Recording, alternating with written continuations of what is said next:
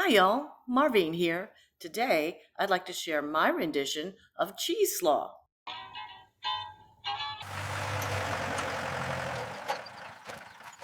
I was inspired to create this recipe by seeing a reel by that adorable Ivy Odom from Southern Living.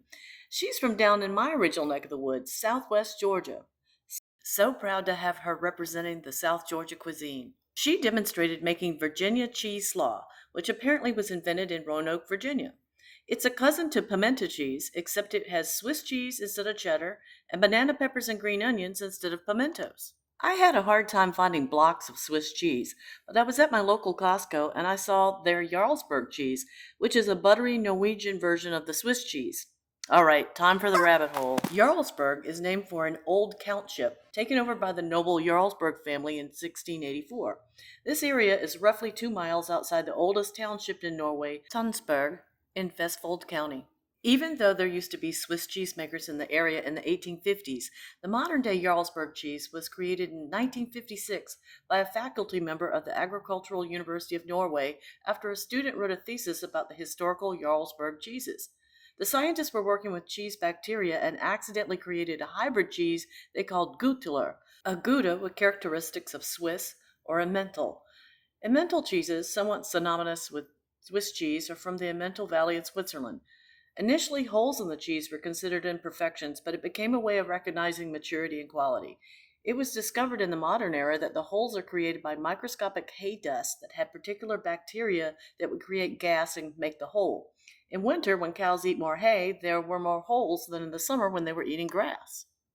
Okay, now back to the recipe. Several of the recipes I've seen use pickled banana peppers, but I wanted to make my own brine and have the added crunch of raw pepper. I bought a bag of these assorted peppers and I picked the yellow ones just for aesthetics. I added about a half a cup of white wine vinegar, a tablespoon of salt, 2 tablespoons of sugar, one finely chopped clove of garlic, very important. For a little zing, I added a few tablespoons of brine from a jar of pickled jalapenos. After chopping them to kind of medium fine, I added these to the brine for 15 to 30 minutes. Let's shred the Jarlsberg. You can peel most of the wax off, but I had to use a knife on some of the edges. I'm making a very large batch here, using the whole block of cheese. I'm using a fine shredder attachment on the food processor, but you could go larger if you prefer. Some of the pieces got stuck at the top, so I'll just use a regular chop blade on those. And maybe for what's left, I'll give my little helper a taste. Now that the cheese is shredded, I'm going to chop the green onions. I've got 2 bunches of green onion, and I actually wound up using 3 since it was such a large batch.